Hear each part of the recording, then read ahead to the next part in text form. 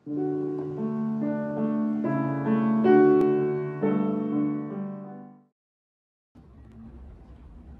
ya, ini sudah jam 2 pagi loh. Saya mau tidur nggak bisa. Kamu nelpon terus, nelpon terus. Saya sudah ngomong kamu beberapa kali loh dalam minggu ini. Kamu selalu tidak dengar apa yang aku katakan. Hey man, what's wrong with you? Saya lagi telepon dengan mama saya di Nigeria. Kamu nggak mengerti sama sekali. Mama, ini gara-gara mama. Saya dimarahi.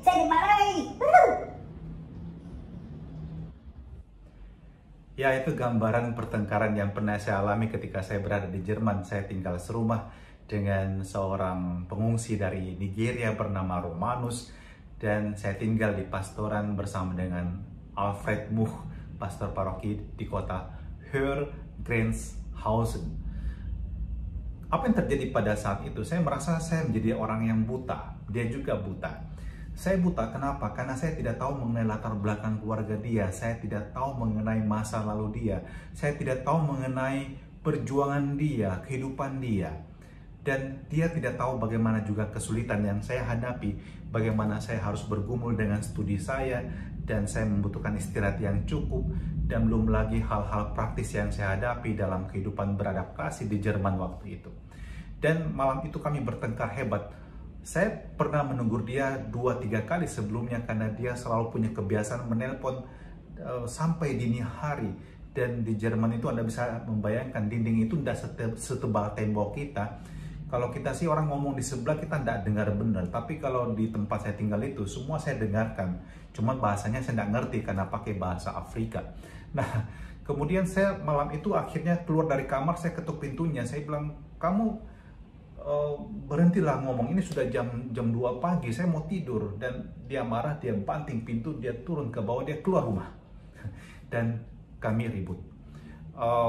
Dan keesokan paginya saya harus bicara dengan pastor paroki mengenai peristiwa tersebut. Dan kemudian saya butuh orang yang tidak buta. Si Romanus buta, saya juga buta. Kami tertutup mata, tertutup hati, tertutup telinga. Dan kami butuh seorang yang dapat melihat persoalannya dengan baik dan benar. Dan setelah kami bicara bertiga, kemudian kami menemukan solusi yang baik. Romanus kalau mau menelpon, dia akan keluar dari rumah dan berbicara di sana lebih bebas dengan suara yang lantang pun no problem. Dan saya pun tidak terganggu. Dan akhirnya kami bertiga itu menjadi sangat akrab, sangat dekat. Dan kami itu mengatakan kami seperti 3 orang Majus, satu dari Asia, satu dari Afrika, dan satu dari Eropa. Dan kami menjadi sangat akrab, kami nonton bareng, kami pergi makan bersama, kami pergi jalan-jalan bertiga, semua menjadi sangat luar biasa.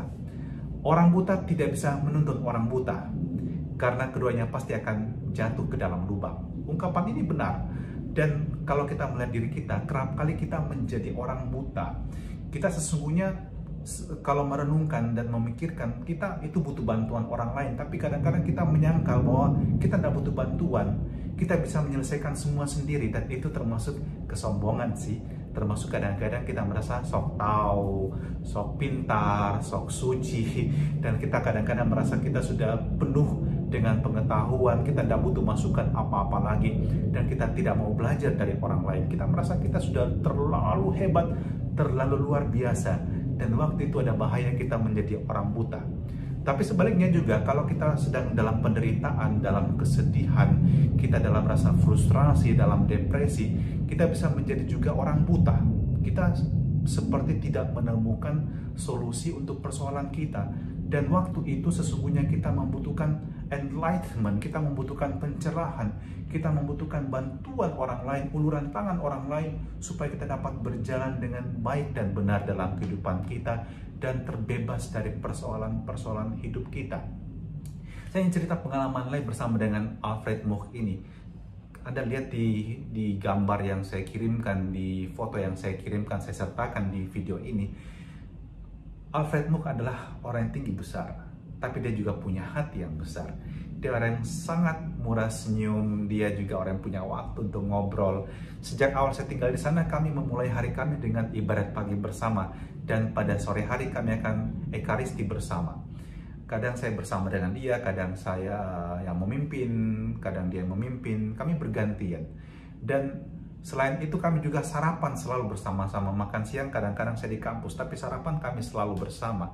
Makan malam karena dia juga pasti akan pergi misa ke gereja yang lain, saya biasanya makan malam sendiri. Tapi sarapan pagi, doa pagi itu bagian hidup kami bersama. Dan pada sarapan pagi, dia pernah mengatakan pada saya, "Ich sehe ein glückliches Gesicht von dir." Saya melihat wajah yang tidak bahagiamu. Saya katakan, ya memang saya mengalami beban dengan studi saya. Saya cerita mengenai pergulatan saya. Saya bicara mengenai 3 bahasa kuno yang saya harus pelajari, Latin, Yunani, Ibrani, dan bikin rambut saya rontok. Untung sekarang saya belum botak. Dan belum lagi harus menyelesaikan seminar ini, seminar itu, membuat paper, dan menyusun karya tulis. Semuanya berat. Apalagi ketika saya harus pending ujian selama 9 bulan. Karena dosen penguji saya sakit waktu itu, saya nggak bisa ujian. Dan waktu itu dia memberikan motivasi pada saya. Bahkan dia dengan penuh cinta kasih itu mengambil kalender isinya humor selama 30 hari. Dan kemudian setiap hari dia membacakan pada saya kutipan yang ada pada tanggal tersebut. Lucu-lucu, saya sering tertawa. Tapi ada kalanya juga saya nggak ngerti maksudnya apa sih. Tapi ikut tertawa saja kan, dia tertawa. Tapi ketika saya berangkat kuliah, dia akan selalu melihat wajah saya yang dari hari ke hari berubah. Dari wajah yang penuh beban, itu kemudian sudah bisa tersenyum, sudah bisa menikmati studi saya dan juga hidup di Jerman dengan segala macam suka dukanya. Saya seorang yang buta, membutuhkan Alfred Much, pastor paroki saya waktu itu, yang tidak buta. Demikian juga dalam hidup kita, Bapak Ibu Guru, saudara-saudara terkasih, anak-anak Semakaran terkasih. Dalam diri kita kadang-kadang ada kebutaan. Kita nggak melihat persoalannya kadang-kadang. Kita nggak tahu bahkan kita buta. Tapi kalau kita mau rendah hati dan menyadari bahwa kita punya kekurangan, ada kerapuhan dalam diri kita. Dan juga rendah hati melihat bahwa kita ini terlalu sombong, terlalu tinggi hati, terlalu merasa super. Kita kemudian berubah. Kita bukan lagi orang yang buta, tapi orang yang mulai matanya terbuka. Dan satu hal yang penting adalah bahwa kita butuh tuntunan dari orang yang tidak buta supaya kita dapat mengalami transformasi dalam hidup ini. Dan seringkali perubahan tersebut, bukan cuma seringkali, tapi menurut saya ini yang menjadi faktor penentu bahwa kita membutuhkan sosok yang dapat membawa kita berubah, yang dapat membuat kita melihat.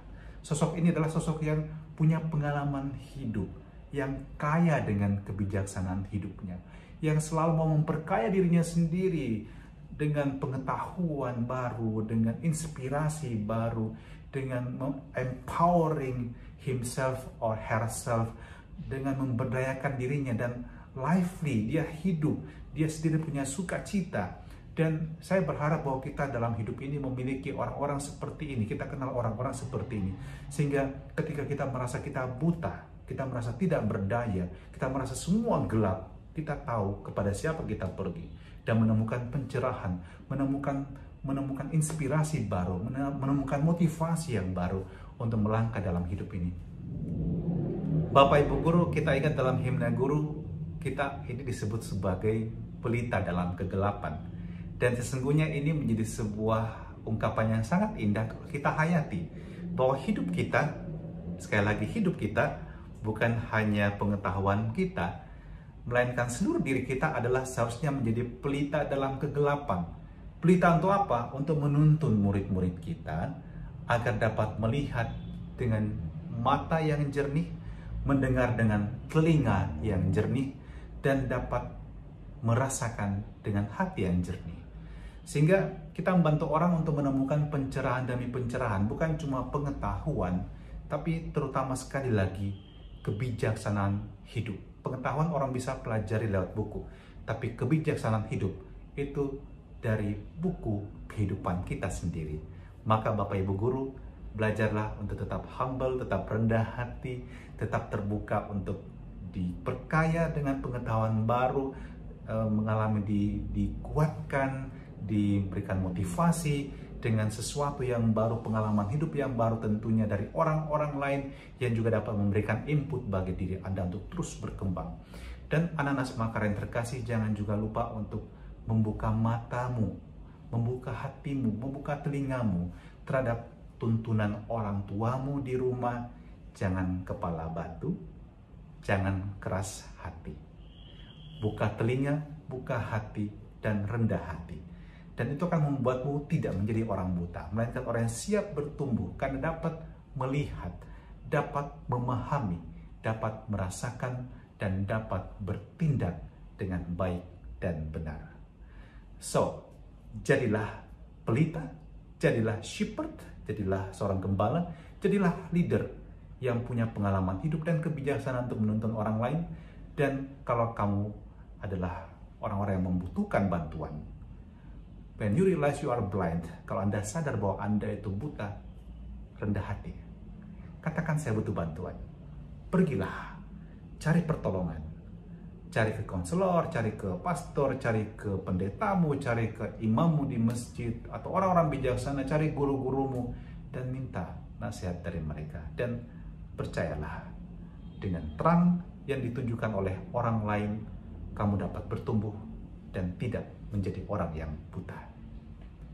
Bapa dalam surga, kami bersyukur untuk firman-Mu hari ini. Semoga kami belajar untuk bertumbuh Tuhan dan tidak membiarkan mata hati kami tertutup sehingga kami menjadi orang yang buta. Buta terhadap penderitaan orang lain, buta terhadap pergumulan hidup orang lain, dan kami menjadi egois, tinggi hati, sok suci, sok pintar, sok tahu, dan menjadi sombong. Tuhan, jadikan kami sebagai orang-orang yang rendah hati, yang selalu terbuka untuk tuntunan-Mu sendiri, juga melalui tutur kata, melalui teladan hidup orang-orang di sekitar kami. Dan semoga seluruh proses belajar mengajar kami juga menjadi proses di mana kami bertumbuh untuk semakin bijaksana dalam hidup ini. Dan turunkanlah berkat-Mu yang Maha Kuasa atas suster kepala sekolah, atas Bapak Ibu guru, para staf pegawai, anak-anak Semakara yang terkasih, juga orang tua mereka dan saudara-saudara mereka, dan semua orang yang mendengarkan renungan pagi ini, dalam nama Bapa dan Putra dan Roh Kudus. Amin. Semangat Semakara, Tuhan memberkati kita semua.